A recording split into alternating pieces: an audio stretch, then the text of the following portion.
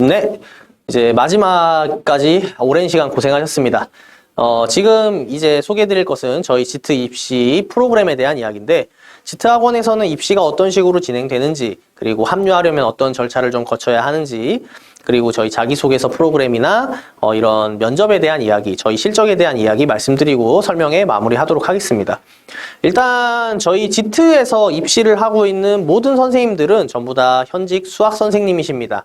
그래서 의문을 좀 많이 제시해 주시기도 해요. 수학 선생님이시면은 국어학원이나 논술학원 같은 데에서 자기소개서 써주는 거에 비해서 전문성이 좀 떨어지는 거 아닌가요? 라던가 아니면은 영어학원 같은 데서는 영어를 전문적으로 하니까 외국 국제어 같은 것에 대해서는 좀 더 신뢰가 가는데 라는 것은 언제나 표면적 이미지에 불과합니다. 저는 지금 설명을 하고 있는 저 역시도 현직 수학 선생이고요. 수학을 공부하는 행위가 문제 해결력, 그리고 주도성, 계획하에 무언가를 수행하고 논리적인 부분에 대한 것들, 이런 것들은 항상 모든 학문의 기본이 수학이라고 생각을 하는 데다가 저희가 그냥 긴 말하지 않고 항상 실적으로 보여드리는 것이 단순히 수학 선생님이 자기소개서 첨삭이나 면접 준비를 하니까 전문성이 떨어진다면 저 정도의 실적이 나올 리가 없다는 겁니다. 그래서 일단 저희가 자기소개서에 대한 저희가 가지고 있는 방향성에 대해서 먼저 설명을 드리고 밀착 시스템 그리고 면접에 대한 이야기도 말씀을 좀 드리도록 하겠습니다. 일단 저희가 자기소개서에서 가장 중시했던 것은 외대보고 설명할 때도 말씀드렸지만 역시나 자기주도 학습 부분입니다. 자기주도 학습이라고 하는 것은 스스로 계획을 세우고 수립하고 그것을 시행했을 때 실행하면서 느끼고 배운 점, 이런 것들을 얘기하게 되는데, 많은 학생들이 다른 학원에서 자기소개서를 써왔다가 오면 이런 멘트들이 굉장히 많아요. 수학 공부는 문제집을 통해서 공부했고, 영어는 모의고사를 풀면서 했고, 역사 공부는 교과서를 반복해서 풀면서 했고, 이런 멘트들이 상당히 많습니다. 근데 이게 진짜 그 어떤 자사고나 외국 국제고에서 원하는 학습 계획에 해당하는 것이냐라고 물어보면 저는 아니라고 생각해요. 자사고 외국 국제고가 처해져 있는 상황을 다시 한번 생각해보면 기숙사 생활 때문에 아이들이 학교 끝나고 매일같이 나가서 사교육을 받고 돌아올 수가 없는 구조란 말이죠. 그러한 구조 안에서 아이들이 스스로 무언가를 탐구해보고 경험해보고 계획을 세우고 수립하고 공부하려면 스스로 나서서 공부하는 행위들이 상당히 많이 필요하단 말이죠. 그래서 어떤 동기나 과정 같은 것들이 잘 작성되어 있어야 될 텐데, 이러한 것들도 본인이 스스로 무언가를 하겠다가 아니라 남이 시켜서 했는지에 대한 여부를 알 수가 없는 거예요. 그래서 스토리 라인이 있어야 된다는 거죠. 학교에서 처음 원주율에 대해서 배웠을 때 3.14가 아닌 문자로 대체해서 쓴 것에 대해서 의문을 느꼈다가 파이가 순화하지 않는 무한소수라는 것에 흥미를 느끼고, 여기까지는 그냥 학교에 대한 이야기고 학교 교육과정 안에서의 이야기입니다. 수학자들은 어떻게 파이를 계산했는지 궁금해졌다. 동기를 수립하는 거죠, 주도적으로. 이런 궁금해진 것들을 그럼 어떻게 해결해 나갔느냐? 궁금증이 있다면 해결해 나가는 방식이 타인에게 의존하고 있느냐? 선생님에게 물어서 해결한다거나 이런 식으로 해결하는 게 아닌 자기가 책을 읽거나 공부를 해보거나 그 공부한 내용이 진짜 사실인지 확인해보거나 하는 여러 가지 것들이, 그게 바로 주도학습이라고 하는 자기주도라고 얘기할 수 있는 부분이라는 것이죠. 그래서 자기소개서를 처음 쓸 때 가장 중요한 것은 이러한 자기주도가 잘 드러날 수 있도록 내가 어떤 경험과 계획을 했었는지를 생활기록부를 기반으로 면밀하게 살펴보는 것이에요. 이런 것들은 상당히 중요하죠. 그래서 입학 지원 동기, 입학 후, 졸업 후 활동 계획, 자기주도 학습, 인성 다 중요하지만 결국 해당 학교에 입학하고 면접을 보고 그 학교에서 제일 중시하는 경향성을 본다고 한다면 역시 자기주도 학습이 가장 두드러지게 등장을 해야 할 것입니다. 이 과정에서 엄청나게 전문적인 지식을 막 쏟아붓는 것은 그렇게까지 요구되지 않아요. 전문적인 지식이라고 하는 건 자기소개서랑 면접이 상대 경쟁이니까 점점점 저 친구보다 더 깊이 있는 자기 지식을 자랑해야지라고 하다 보면 동기나 과정들이 많이 생략되고 자기주도 학습의 결과물, 그러니까 내가 어떤 결과를 얻었다라는 형태로만 남게 되죠. 그러면 학습 방법보다는 괜찮지만 실제로 되게 좋은 자기소개서라고 하기에는 어렵다는 겁니다. 그럼 실제로 자기소개서를 좀 어떻게 써야 되느냐? 일단 학교 활동을 기반으로서 쓰는 게 제일 베스트인데, 왜냐하면 학교 활동을 기반으로 쓰지 않으면은 누구나 그냥 학원 선생님이나 첨사 선생님이 이렇게 해! 라고 하는 걸 그대로 가이드를 따라서 이렇게 했다라고 작성되기 마련이기 때문입니다. 그래서 인공지능에 대한 관심을 가지고 트롤리 딜레마에 대한 토론을 진행했다. 자, 이 토론이라는 이런 활동을 통해서 어떤 자기가 토론 활동했던 거에 대한 설명을 한 다음에 만족스러운 결론이 낼 수 없었기 때문에 문제점에 대해서 따로 공부하게 되었던 거죠. 그래서 이제 조금 더 발전된 학습으로서 나아가게끔 한다는 거예요. 그래서 자신이 4차 산업혁명 이후에 유토피아나 디스토피아 중에 어떤 것을 가져다 줄 것이냐에 대해서 서로 다른 관점이 대립한다는 것을 알게 되어서 자신의 생각은 인공지능이 생활을 풍요롭게 할 것이라고 생각했는데 자신의 생각이 드러나는 거죠. 자신의 생각을 드러내서 어떤 생각을 하게 되었다. 즉 위에서 이 활동들이나 출발은 대부분 다 학교 생활에서부터 출발한다는 거예요. 그리고 지속가능한 학교 만들기를 주제로 수업 중에, 그러니까 학교 내에서의 활동으로서 점점점 바깥쪽으로 나아가는 활동인 거죠. 여기서 내가 어떤 수행평가 내용으로 전기 사용량과 요금을 분석해였고, 여기서 전기 사용량이 줄어든 걸 확인할 수 있어서 같은 수업 과정에서 보령 화학발전소를 방문해서 우리나라의 전기 생산량의 가장 높은 비율을 차지하는 화력발전의 원리를 알게 되었다. 학교 내에서 출발해서 점점점 외부로 뻗어 나가는 거죠. 동기라고 하는 것은 학생이 굉장히 오랜 시간을 겪고 있는 학교라는 곳 안에서 어떤 동기나 모티브를 얻어서 그걸 가지고 외부로 나아가거나 자신의 생각을 정리하거나 사실인지 확인해보고 책을 읽어보는 과정들이 필요하다는 겁니다. 그래서 학교 수업에서 시작해서 교과 외 활동으로 점점 넓혀나가야지 시작부터 자율동아리 빡, 시작부터 그냥 이런 주제로 그냥 이거 바로 이제 학원에서 하라는 대로 바로바로 시켜가지고 그렇게 진행했을 때 좋은 자기소개서가 나오긴 어려워요. 때문에 자기소개서를 잘 쓰기 위해선 다양한 학교 활동들을 했으면 좋겠다라고 이야기하는 부분이 여기에 있는 겁니다.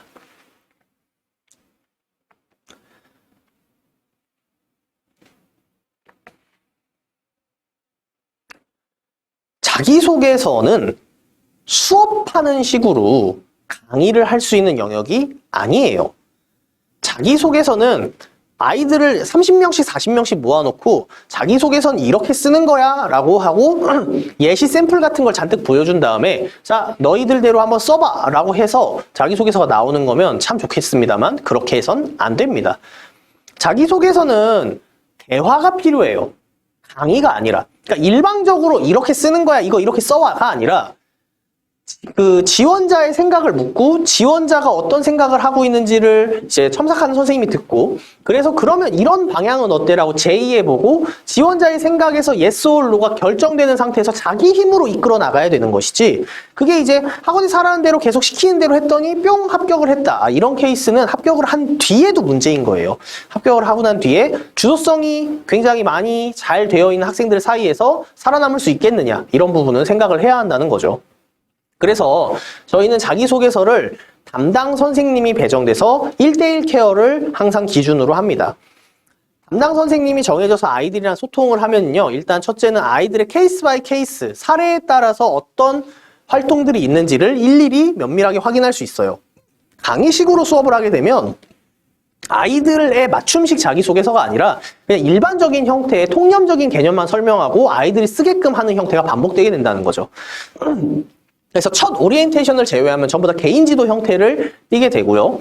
이 과정에서 아이들이 스스로 해온 만큼 첨삭을 받을 수 있는 부분이기 때문에 많이 해오고 많이 준비해 올수록 첨삭의 디테일함이 점점점 늘어나게 돼요. 이 과정에서 자연스럽게 주도성이 좀 형성될 수 있게끔 만들어주고 싶은 거죠. 당연히 그 과정에서 아이들과 1대1 소통을 통해서 심층적으로 이야기를 하고 개별 첨삭을 하다 보니까 스케줄 관리나 이런 것들, 일정 조율 같은 것도 상당히 중요하게 됩니다. 더군다나 중학교 3학년이지만 아직 진로를 거의 결정하지 못한 경우에는 하나의 방향성을 정해놓고 그거에 관련돼서 조사를 해보고 하는 과정들이 선생님도 같이 조사를 하고 같이 자료를 던져주면서 자기소개서를 수정해 나가는 과정이 필요하다는 거예요. 그래서 되게 다양한 발문이랑 소통을 통해서 아이들이랑 얘기하고 중학교 예전 생활들 중에 좀 되돌아볼 만한 것들이 있는지 확인한 다음에 자신만의 전공학습 스토리를 만들어내는 것 이런 것들이 우리가 생각하는 자기소개서라는 것이죠. 그래서 아이들에게 맞춤식으로 아이가 어떤 생각을 가지고 있는지 아이의 강점은 무엇인지 아이의 관심사는 무엇인지를 선생님과 계속해서 이야기해 나가면서 수정해 나가야 되는 거예요. 강의식으로 1주차 때는 이거 합니다. 2주차 때는 이렇게 합니다. 이렇게 시스템화를 시켜가지고 주차별 수업을 하듯이 자기소개서를 강의를 해버리면 아이들을 여러 명 모아놓고 수업하는 게 편의성과 시간 배율에서는 훨씬 압도적으로 쉬워요. 제가 한 명의 학생들을 40번 만나는 것보다 40명의 학생들을 한 번에 만나서 수업하는 게 훨씬 더 시간적으로 효율적이니까요.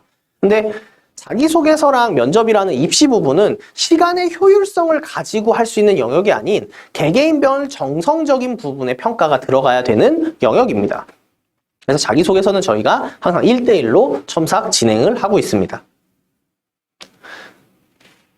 그리고 저희 입시에서 면접이라고 하는 것을 계속 강조하고 있죠. 자사고, 외고, 국제고는 면접이 정말 중요해요. 그래서 자기소개서의 내용에 대한 깊은 이해를 바탕으로 논리적인 의견 전개를 하는 것, 일단 이런 것들이 기본 베이스가 되고요. 내 자기소개서는 당연히 다 알아야 되는 거예요. 자기소개서는 중학교 3년 동안의 생활 중에 나를 표출하기 위한 글자 수 제한되어 있는 것인 거죠. 그러니까 자신의 중학교 3학년 동안의 생활에서 인상 깊고 자기가 어떤 사람인지를 어필할 수 있는 것들이 담겨져 있는 것인데, 이것들이 좀 제대로 이해가 안 돼 있다라고 한다면 당연히 면접 질문이 쉽지 않겠죠. 그리고 논리적인 의견 전개는 기본 틀은 이런데, 면접 선생님들은 다양하게 들어가서 질문을 하세요. 연역적인 관점에서 과학같이 이상적인 부분이나 논리적인 부분의 전개를 물어보시는 선생님이 있는 반면엔, 굉장히 좀 트집을 잡거나 아이의 어떤 태도나 대답 하나에 말꼬투리를 잡아서 꼬리 질문을 계속하는 경향성도 있죠. 이런 다양한 것들은 면접이 어떤 선생님이 면접관으로 들어올지 모르니까 여러 가지 과정에서 준비하게끔 하는 기본적인 풍성한 개념들을 낳게 됩니다. 첫 번째로, 많은 어머님들이 우리 아이 발표 스피치 잘해요 라고 이야기하시는 어머님들이 계신데, 처음 보는 낯선 사람 앞에서 내가 어떤 사람인지를 답변하다 보면 내가 장점을 어필하는 게 아니라 정말 나도 모르게 그냥 문제 자체에 답변만 하고 있는 스스로를 보게 된단 말이에요. 그래서 발표 수업은 스크립트를 미리 짤 수 있고 어떤 식의 대화나 멘트를 쳐야지라고 얘기할 수 있겠지만, 발표 수업과는 굉장히 다릅니다. 발표 수업 잘한다고 했던 친구가 면접 2회차, 3회차 만에 굉장히 자존감을 많이 좀 상실하고 힘들어하는 경향들도 많이 보여요. 발표 수업과 면접은 굉장히 다른 것입니다. 그리고 이제 굉장히 다양한 관점을 들어보고 선택을 할 수 있어야 돼요.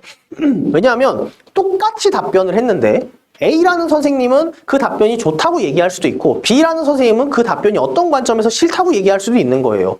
즉, 사람이 그 면접 질문에 대한 답변이 어떤 식으로 들리느냐는 사람마다 다른 거죠. 면접관도 마찬가지입니다. 그러니까 일관된 부분에서 획일적인 면접을 해서 이게 좋다, 나쁘다라는 명료한 가이드를 잡기에는 위험 부담이 커요. 여러 명의 관점에, 다양한 관점의 선생님들의 의견을 들어보고 그 안에서 자기에게 좀 맞다고 생각되는 부분을 선택할 수 있게끔 해주는 겁니다. 그래서 아까 이제 트집과 연관지어서 이런 것까지 물어볼까 싶은 것들이 있어요. 그러면 대표적으로는 이제 환경 관리 해가지고 미세먼지 관련 연구 이런 것들을 하고 싶은 사람에게 그럼 용인 지역의 미세먼지 측정소가 어딘지 알아? 이런 것들까지도 이렇게 모의 면접에서 물어보게 된다는 거죠. 듣는 학생들도 어이가 없죠. 이걸 내가 왜 알아야 될까? 근데 그런 것들을 그럼 다음 면접 때까지 준비를 해오면서 예시를 들 수 있게 되는 거죠. 실제로 용인에 어디에 위치한 미세먼지 이런 곳의 측정소는 이런 문제점을 가지고 있고, 이런 얘기를 들었을 때 전문성이라고 하는 부분이 확실하게 달라진다는 거예요. 그래서 기존에 가지고 있는 것보다 더욱더 전문적이고 여러 가지 사례를 들 수 있게끔 계속해서 좀 세부적인 부분에 트집을 좀 잡을 필요성이 있는 것이고요. 그 과정에서 저희가 이제 저희 학부모님들 대면 상담하시면 제가 이런 얘기를 해요. 긍정적이고 자신감 있는 진취적인 학생. 성향이라고 이렇게 두 글자로 이야기를 해드릴 수 있을 것 같아요. 일종의 아우라가 있죠. 합격하는 학생들에게는. 그러니까 이 아우라가 무엇이냐라고 물어본다면 저는 어머님들께 되려 여쭤봐요. 우리 아이가 친구를 집에 데리고 놀러를 왔을 때 어머님은 굳이 그렇게 하지 않으려고 하더라도 들어오는 아이의 첫인상을 가지고 많은 것들을 체크하고 계신다. 문을 열고 들어와서 아이가 어머님께 인사드리고 친구랑 같이 이제 자기 자녀와 같이 이제 방으로 들어가는 그 일련의 과정 안에서 이미 3, 4초 만에 이 친구는 어떤 친구겠구나라는 고정관념이 사로잡히게 되죠. 남은 시간 동안은 이 친구가 진짜 그런 친구인지를 확인하는 절차에 불과하다는 거예요. 그러다 보니까 이런 긍정적이고 자신감 있는 진취적인 어떤 가치관을 가지고 열심히 하는 학생들은 무언가 달라요. 그 비언어적인 여러 가지 것들이 있죠. 발성, 태도, 자세. 어떤 사례, 제시, 뭐 이런 것들이 굉장히 다르기 때문에 그러한 것들을 많이 외형적으로 보이는 요소들이 또 상당히 많이 중요합니다.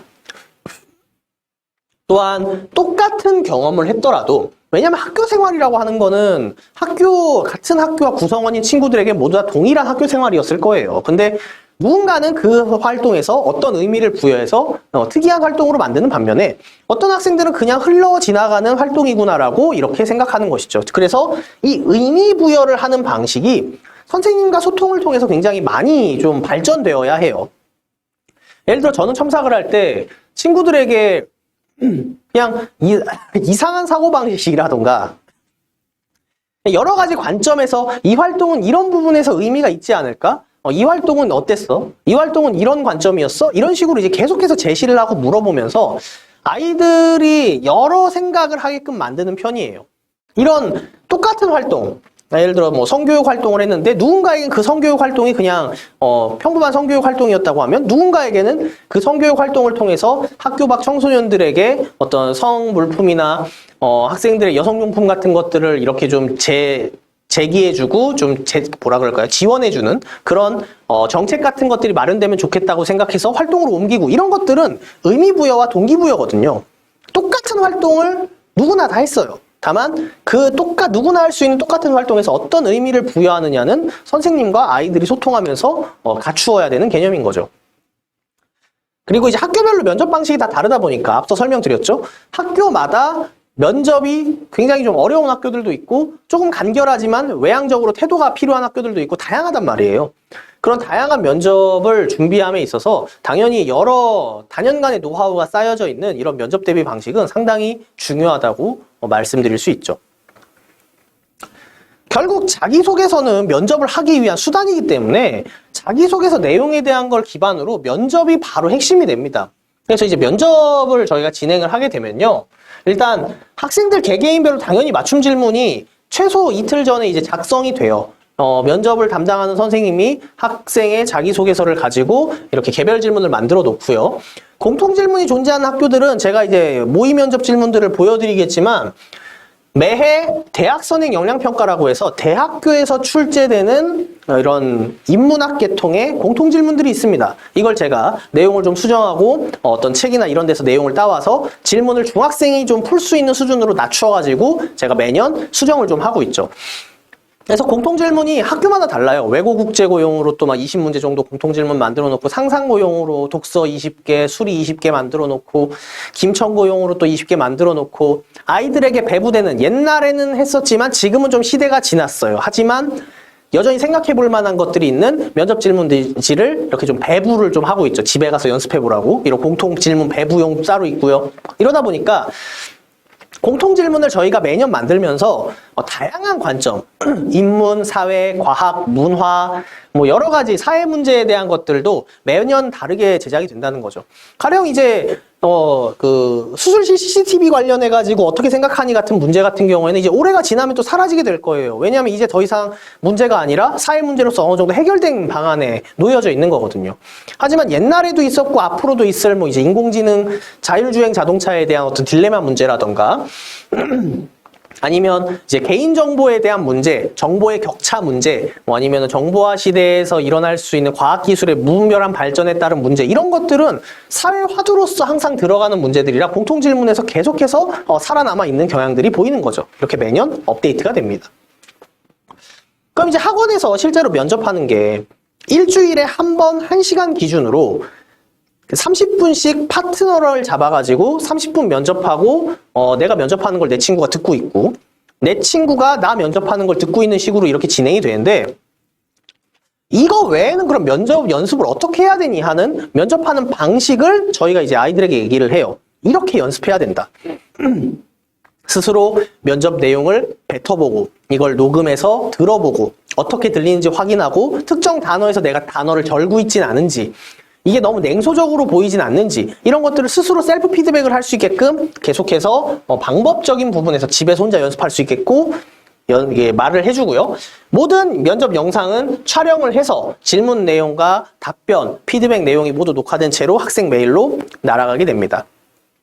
이제 2인 1조 시스템이다 보니까 학생이 자기 학교 학생이랑 같이 면접을 하면, 여기서 말하는 자기 학교라는 거는 뭐 이제 똑같은 중학교를 얘기하는 게 아니에요. 외대부고 지원자가 똑같은 외대부고 지원자가 같이 면접을 하게 되면 경쟁자이기 때문에 배워간다는 느낌보다는 좀 내 걸 훔쳐간다는 느낌이 되게 강해요.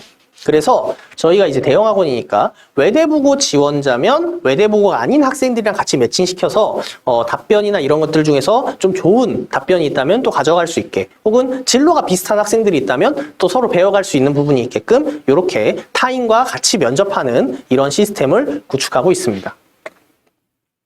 그래서 아이들이 스스로 주도성을 가진 아이들로 성장시키는 것 자체가 저희의 일단 1차적인 목표예요. 이게 풀이 과정이 보면은 선생님이 하라는 대로 해서 따라오면은 도착할 수 있어가 아니라 계속해서 하는 방법을 알려주는 거죠. 자기소개서 같은 경우도 이렇게 써야 되지 않을까? 이렇게 방향성을 해야 되지 않을까? 그랬을 때, 그런 이야기를 들었을 때 공부는 스스로 해야 되는 거예요. 진로 연계성 부분에서 이러한 연구가 있대. 이런 연구에 대해서 한번 조사해봐야 되지 않을까? 이렇게 제시했을 때 조사를 해와야 그 다음 자기소개서 첨삭이 이루어질 수 있는 거죠. 아이들이 그 과정에서 조사를 해보고 어떤 의미를 부여하고 자신의 활동에 의미를 부여했기 때문에 어떻게 흘러가고 이런 것들을 자기소개서를 쓰는 과정 안에서 이런 능력치가 형성되어야 자사고 입학한 뒤에도 잘 따라갈 수 있게 만들어주고 싶은 거죠. 생활기록부 같은 경우에는 현재 1, 2학년들은 조금 채울 수 있는 여유가 있지만 현 3학년은 이제 더 이상 생활기록부에서 채울 수 있는 게 없어요. 이제 없죠. 그렇기 때문에 생활기록부에 기재가 되지 않더라도 할 수 있는 몇 가지 활동들, 예를 들어서 지금이라도 할 수 있는 거, 진로 관련 박물관이나 박람회 같은 데 좀 참여해보거나 책을 다양하게 읽거나 혹은 이제 집에서 혼자 할 수 있는 실험 키트 같은 걸 구매해서 좀 실험을 해본다거나 이러한 것들은 생활기록부에 지금 당장 기재가 되어 있지 않더라도, 혹은 우리 아이가 생활기록부가 너무 약해요, 아니 지금까지 자사고 생각 안 했는데 아이가 갑자기 가고 싶대요 하는 경우들도 저희가 이런 활동들을 해서 자기소개서를 꾸며보자라고 계속 제의할 수 있는 거예요. 면접 준비하는 과정에서 학생의 역량이 이렇게 늘어나게 되는데, 이게 면접 준비를 하다 보면 자기소개서 내용에 있는 걸 깊게 공부하다 보니까 자기소개서에 있는 내용이 또 바뀌게 되는 거예요. 면접을 준비하는 과정에서 자연스럽게 이런 걸 더 깊게 공부해야지 이런 얘기가 나오면 그 공부한 내용이 어느 순간 자기소개서에 또 영향을 주게 되는 거죠. 이 두 가지 구조가 서로 왔다 갔다 하면서 점차적으로 제출 직전까지 자기소개서가 계속 발전되게 되는 겁니다. 그래서 자기소개서는 일주일에 한 번 1시간씩 개인 1대1 첨삭 기준이고요. 면접은 일주일에 한 번 30분 30분에서 1시간, 30분은 자기가 면접하고 30분은 다른 친구 면접하는 거 지켜보고 배우고, 이런 것들을 통해서 12월 입시 끝날 때까지 진행되게 됩니다. 자, 면접이 기준이에요. 면접이 결국에는. 그러니까 저는 면접 질문의 수준이 곧 면접의 어떤 퀄리티를 좌지우지한다고 생각을 하는데, 상상고 면접 질문, 이게 지금 저희 1회차 직접 제작되어 있는 질문이거든요. 이건 과학 질문이고 정답이 있는 질문입니다. 교과 수준에 대한 이야기를 물어보는 형태의 질문이죠. 공통 질문 제작하면서 과학 선생님의 조언을 계속해서 받아가지고 이렇게 좀 제작을 하게 되고요. 독서 면접에 대한 거죠. 독서 면접 같은 경우에는 이렇게 제시문을 제시하고 이 제시문을 기반으로 자신이 읽은 책 중 한 권을 선정하고 근거로 삼아서 인류의 진보와 기술적 진보 사이의 관계에 대해서 자신의 생각을 논하여라. 기술이 인간을 해방시켜준다면 무엇으로부터 해방시켜주는지 스스로 책 2권을 근거로 설명하십시오라는 이런 면접 질문들을 매년 제작해서 아이들과 함께 보는 것이죠. 국일고 같은 경우에는 제가 공통질문이 되게 간결하다고 했잖아요. 그런데 딜레마적인 부분의 문제들을 많이 출제를 해요. 그래서 국일고는 성향이 좀 인성적인 부분의 공통질문들, 상황을 제시해서 딜레마적인 상황에 대한 면접 질문들을 저희가 매년 많이 만들고 있는데, 이런 것들은 저희가 이제 국일고와 공통질문이 간결화되면서 훨씬 더 짤막짤막하게 수정을 해서 아이들에게 던져주고 있죠. 김천 같은 경우에는 아까 보셨다시피 이제 제시문이나 이런 것들에 의해서 생각해 볼 만한 여지들이 상당히 많죠. 그래서 올바른 분배에 대한 지원자의 생각에 대해서 이런 두 개의 제시문 중에 하나를 인용해서 말해보아라 같은 이런 면접 질문들을 제시하고 있는 거예요. 그러니까 어떤 학원에서는 그냥 공통질문으로 얘기하고 있는 게 되게 간결하게 그냥 우리 학교 왜 들어오고 싶니? 이런 질문으로 공통질문을 채워나가는 걸로는 자사고의 공통질문이나 외국국제고의 공통질문에 대응할 수가 없어요. 이런 것들은 정말 필요합니다. 데이터베이스가.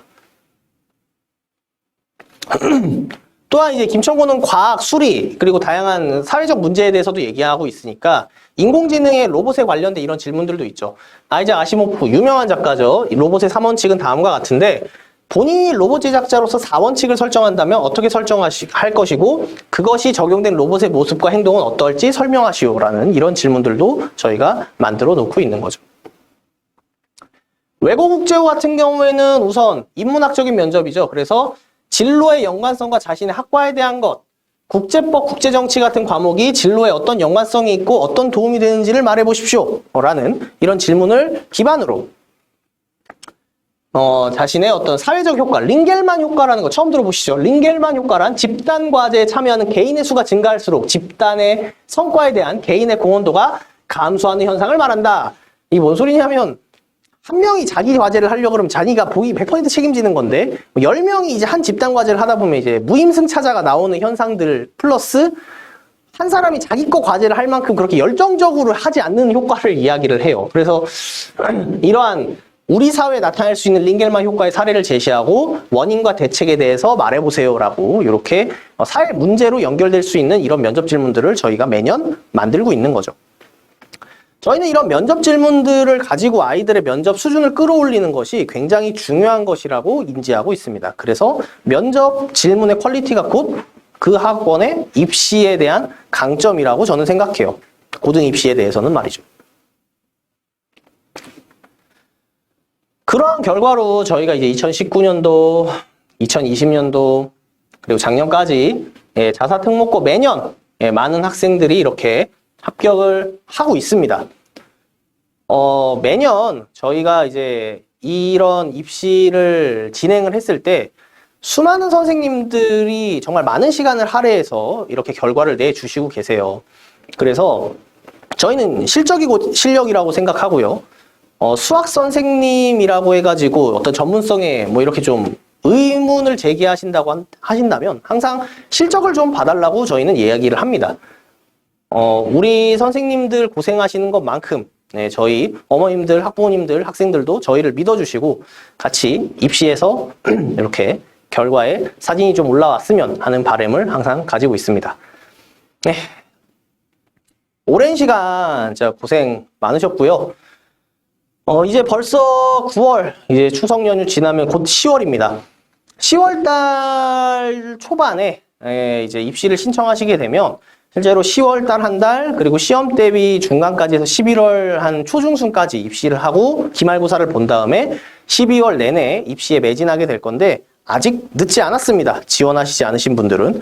그래서 외고 국제고 희망하시는 분들 외대부고여도 상관없어요. 너무 늦지 않았습니다. 미리 내가 지금이라도 할 수 있을까 생각하시는 이런 경우에는 입시를 좀 신청을 해주시면 저희가 성심껏 응대해 드리도록 하겠습니다.